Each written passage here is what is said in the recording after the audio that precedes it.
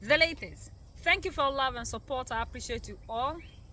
We rose up one day and heard that the President of the United States of America, Donald Trump, has decided to sign an executive order stopping USAID to the world.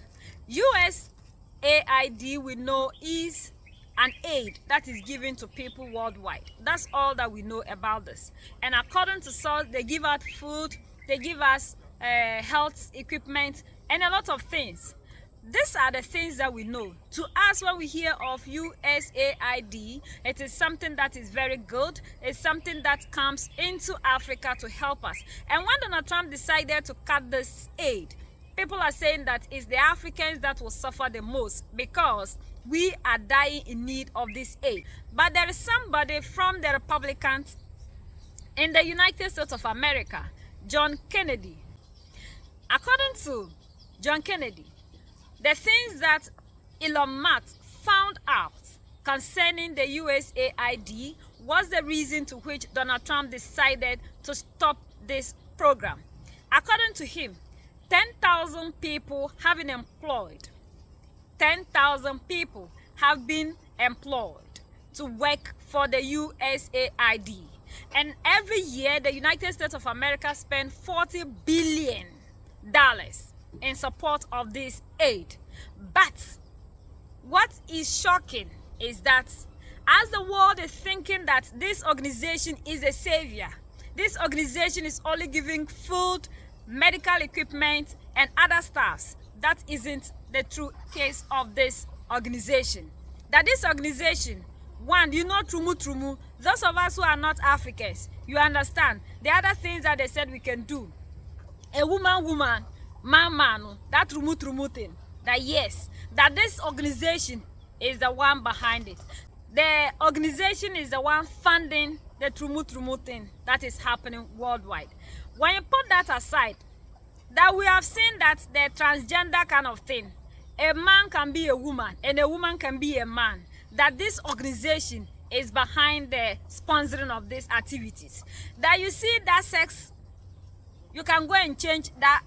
If you're a man, you can go and do something and then you become a woman. If you're a woman, you can that thing too. USAID is behind the sponsoring of this activity. And we have heard that Mali, Niger, and Burkina Faso, there is a group called Al-Qaeda that has come to cause destabilization. It's because of this group that Mali, Niger, and Burkina Faso are not knowing peace. They have taken over the whole place. As the world is thinking that USAID is there to help and support people, that isn't the case. The Al-Qaeda group that has been destabilizing Mali, Niger, and Burkina Faso is the USAID that is sponsoring this organization. They are sponsoring a lot of things worldwide, in Gaza, in Serbia, and India, and a lot more. I've been in the Senate for 8 years. In dog years, that's 56 years. And it feels like 56 years. Elon Musk, who some people like him, some don't, but he's not a dummy. He's a very successful business person. He's got a top secret security clearance. President Trump issued an executive order, and he turned to Mr. Musk, and he said, Mr. Musk, I want you to do for me what I said I was going to do in the election. I want you to go through all the spending. But I'll tell you what Mr. Musk discovered. I found it fascinating. He discovered that the American taxpayers are giving money to Afghanistan. He found that we are giving money to Yemen. He found that we are giving money to Syria. I didn't know that. Some of our foreign aid is going to Yemen, Afghanistan, Syria. He found that the USAID has 10,000 people, 10,000 people, employees, And every year they give away $40 billion. Mr. Musk also found, and I'm not saying that all of this money is wasteful. I'm not. Some of this money, I'm sure, does some good. That's why Secretary Rubio is going to revamp the department and separate the good from the bad. But this is the kind of stuff Mr. Musk found. He found that the USAID gave money to support electric vehicles in Vietnam. Our money, taxpayer money. He found that USAID gave money to a transgender clinic in India. I didn't know that. I bet the American people didn't know that. He found that the USAID gave $1.5 million to a Serbian LGBTQ group called Grupa Izadaji. I probably mispronounced that. My apologies. Anyway, they got $1.5 million to, quote, advance diversity, equity, and inclusion in Serbia's workplaces and business communities.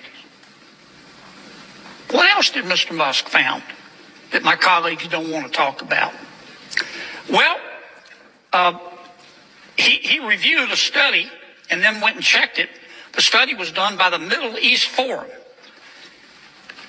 They found that USAID spent $164 million to support radical organizations around the world. We're not talking Cub Scout troops here. We're talking about radical organizations around the world. They gave $122 million of that to groups aligned with foreign terrorist organizations. Our taxpayer money. According to this report in Mr. Musk, the USAID has given millions of dollars to, quote, organizations in Gaza controlled by Hamas.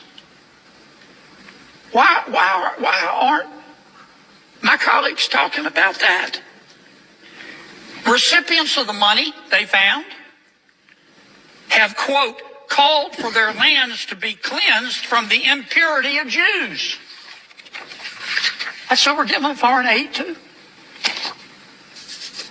What else? I'm not going to spend my whole time talking about this, but nobody else is talking about it. They're just talking about the process and Mr. Musk, and he's a mean guy, and he shouldn't be looking at our spending. Well, he is. And I kind of find what he's found out interesting. He found that we gave $2 million, USAID did, for sex changes in Guatemala. He found that we gave $20 million to produce a new Sesame Street show in Iraq. He found that we gave $4.5 million of taxpayer money to combat disinformation in Kazakhstan. He found that we gave $10 million, USAID did, of meals to an Al-Qaeda-linked terrorist group called the Nusra Front. Mr. Musk found that we gave $7.9 million of taxpayer money to a project that would teach Sri Lankan journalists to avoid binary gendered language. The USAID took $8 million and gave it to a bunch of journalists in Sri Lanka to teach them how to avoid binary gendered language. I don't know what the hell binary gendered language is. I think I do. You think most taxpayers would support that? Why aren't we talking about that? The USAID gave $1.5 million to promote LGBT advocacy in Jamaica. They gave $1.5 million to rebuild the Cuban media ecosystem. They gave $1.5 million for, quote, art for inclusion of people with disabilities in Belarus. Another $3.9 million for LGBT causes in Macedonia. $8.3 million for equity and inclusion education in Nepal. I could go all night.